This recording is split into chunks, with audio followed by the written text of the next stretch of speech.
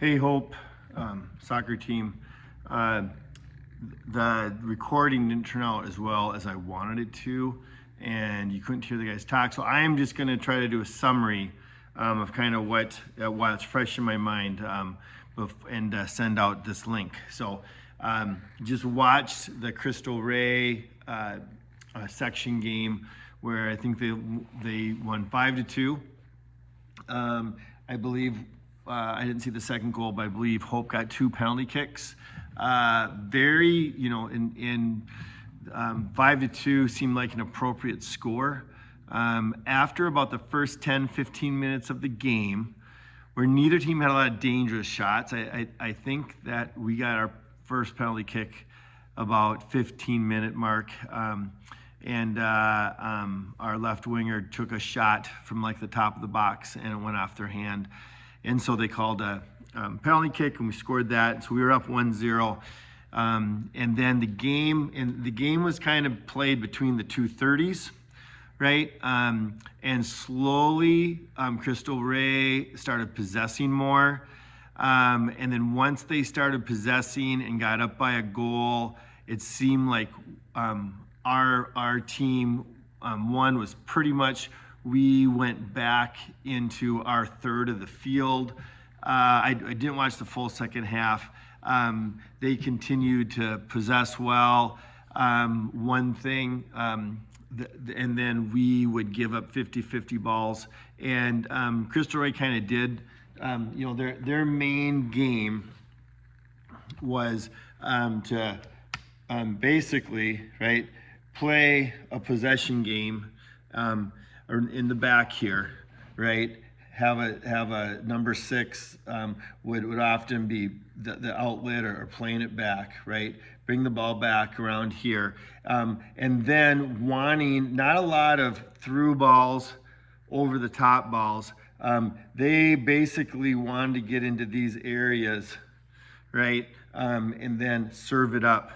A couple of times they did make some passes to try to get guys in deep, and they had a couple of dangerous plays that I saw through that. But they had that here. So their goal, one of their goals, right? We served it up, we headed it right out here, right to one of their guys. Then their guys popped it back in, and I can't remember. Number 12 did a nice little chest drop down, and boom. Okay, with that, and I'm sure the mud didn't help Hernan on that goal either. So just a few things. I'm going to try to recall the conversation that I had here as we were watching the game, right? One was like, what do we do when they start doing their possession game? I'm not quite sure how, right? They are going to present to us a better skilled team, not necessarily a better team, but a better soccer skilled team per player on the field. So they're going to control it more. They have better dribbling skills than we do. So to me, the keys of the game that I wrote down, one is that we got to just be able to anticipate, okay, and not just wait, and also just not react, but we got to respond. And the first 2 games that we played, anticipation, meaning thinking ahead beyond the play here. Like often what I've seen us, wherever we are, right, that ball is over here, or we make a play and the ball over there, then we kind of stop and watch. Versus anticipate, right, where's my next, how can I be the second pass? And how can I get in position? So if the ball went here, and this is me, right? And then this guy shows, I should be thinking that pass is going to go there. Then, right, I need to be in a strategic spot. Depending on where the defense is, maybe it's here, but receiving it from him. Versus a lot of time I stand and watch, that pass goes there. Once the pass goes here, and then now all of a sudden I react, because now I'm in the field of play, right? So kind of like in chess, you're anticipating 2 to 3 moves ahead. That's part of how we increase our soccer IQ, right? And so there's got to be something that starts to click in us that we don't take a break, right, and watch, but we are the ones that make the play. I don't pass it up the sideline and hope, pun intended, right, one of my teammates does something, okay? So that anticipation is very key for us to grow in any game, but in this game. Secondly is to be aggressively smart, okay? And so we cannot allow them, it's okay to allow them to pass, but once they get especially over the 50, we cannot allow them to not have any pressure on their players, right? And also we got to be smart about it, that this is where the work we've done to have good posture, right? To be able to know when we speed up and then when we close out and slow down, do our banana runs, right? From the side, where we want the guy, have good form, good posture, right? That pressure cover balance isn't just our back four. That happens throughout the field, okay? So we need that pressure cover balance. And part of what I saw as the game went on last year, and this is common in games, right? It was obvious they were the better team last year and that they were possessing. And then once they got a lead, we weren't getting any dangerous, right? Slowly more and more, right, that we gave up pressure. One of the goal kicks, right? Well, let me finish with this. So part of that being smartly aggressive, we also need to be ready to run with them. So we put that pressure on, right? And then we're ready to run with them. So many times what I saw, the guy would be there and we would hustle our butt once he got the ball, and then we would overcommit ourselves and he would just sidestep us around with the ball, right? So we got to be anticipating, right? And again, we don't need the ball at that moment, right? We need to stay in good position, right? The worst thing that can happen when you're coming to guard guy is that he simply does a simple dribble around you, okay? And part of that, against good, skilled teams on a surface that's artificial, we cannot poke, we cannot stab, take ourselves out of the play. We got to think about our body posture. So it's really important we run with them. They seem like they're a young team this year. They have a few guys. They don't have a lot of guys with size. We're more athletic than this team. We have to be able to run with them when they're dribbling the ball, okay? That pressure cover is really, really important.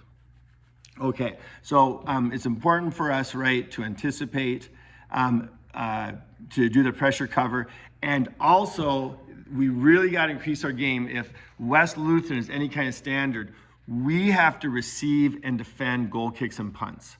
At one point in the first half, we had a goal kick here, okay? And if you watch the video, you'll see it. The ball, and we had guys here, here, here, here, and here, okay? There's literally 5 made, and then Crystal Ray had one player here. Guess where the goal kick went? That's pretty much the spot where we're telling our goal kick. That's going to be the spot the goal kick goes 70% of the time. So the ball went in just inside the circle and about 10 yards out, okay? That's the bullseye for most goal kicks. So the goal kick came, the player trapped it, it bounced twice, and then he had plenty of time to choose what pass he was going to make, okay? We need to be at receiving depth. When the ball's on this side, we need both our forwards on this side. We need our winger, and we need one of our midfielders, right? So these 4, and obviously this can move around a bit. These are our shallow guys, these are our deep guys, right? If they do win the ball, there needs to be a hope player challenging. If they jump up and head it over us, we should be making body contact. There is no reason for them to receive or defend a goal kick or a punt without there being body contact from a hope player. And by body contact, I don't mean a foul. I mean, you go up for a ball, we should be shoulder to shoulder. We should be right on that individual, right? It's imperative that we put that pressure on and don't just let them choose play. They're too good for that. So we got to have that be smartly aggressive, and that pressure on. What I saw them really like to bring the ball up the right side, okay? They're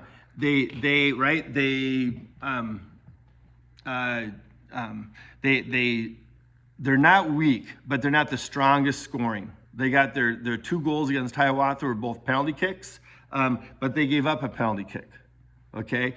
So they're susceptible to that, okay? So I think that, defensively, we just continue to be smart, right? And we got to be, we got to battle for corner kicks. One of the things that I shared, the fewer opportunities we give them, the odds goes up that we win the game, right? And the more opportunities we give, the odds go down that we win the game, or go up that we lose the game, right? So those opportunities, we got to be thinking of how many corner kicks do we give up? We want to limit those. Part of our anticipation needs to be when those punts and those goal kicks come forward. Sometimes they're going to bounce off the head of their defender and go and keep on going, or bounce in front of them and keep going. That. So we're going to anticipate that when you see one forward or one midfield go up for a punt, shoulder to shoulder, right? We should have one forward going, getting ready that ball is going to skip. Right? Or it's okay to take a wider run. Get ready, that ball, you're going to go down here and it's going to skip, right into your lane. This is where we want to take higher risk. If it's to the point where we're down and they're possessing in the second half, we'll want to do more of a press, okay? They contain the ball, right? Now, this is the key to a press. Key to a press is keep them on one half of the field, and try to keep them, right, also on the, right? So if we can keep them in this quarter, right, which means we're not letting them pass the ball back, okay? So what we commonly do, right, our forward, right, is once that ball goes one way, he's not letting the ball come back to their safety valve, okay? And then this over here, typically what happens is this is going to be engaged by our winger, right? And then our other forward is going to drop back and not let a pass come into the middle, right? We want them to bring the ball up in here, again, into this quarter, right? And then not let them go backwards, but force them into the teeth, right, of our players. Right? Because the more we can have them play in here, and with our midfield, right, and our opposite winger, we got to be aware that we're not letting them on this side, at least on a ground pass, right? The other thing is, what we want to be watching for our other winger is sometimes with the press, right, we allow them to do their common thing. In Cristo Rey, their common thing would be simply here, and then if we took this away, right, and we took this away, they would look for this pass to go right through here. They did this a lot, right? Now, when we get into the first half, we're going to let them do that. In the second half, we're going to let them do that. And what we're waiting for them to become predictable, right? And then when this starts to get set up and we see it, instead of our winger, we teach him, right, to be behind the ball, and on the opposite side, you squeeze to the middle, right? We start to cheat a little bit. And we're looking for this pass, just like a fast break in basketball, that will come up and we'll be able to receive that or challenge that hard, okay? And then once we get that, then we should have a 2-on-1, right? And that's where we'll take that. And the other thing is, this is a low risk, high reward. What if we miss it? Or what if this guy steps up and gets it, right? We still have 9 guys back. They still have a whole half the field, right? But we haven't worked a lot on trying to break the press, but the main thing is we want to try to get the ball into a quarter, right? And force them to make a play, right? And have a quick turnover, or use the least amount of clock to do that because we may be down. All right, other than that, the season's early. If we bring the game that we brought to West Lutheran, I think it's going to be a long night. If we bring what we brought to Trinity and had energy, this is a very winnable game. It'll be a fun game. Really expect there to be some fluky goals. I hope it's for our advantage, right? With the turf off of posts, their goalie seems to be big but not have great hands.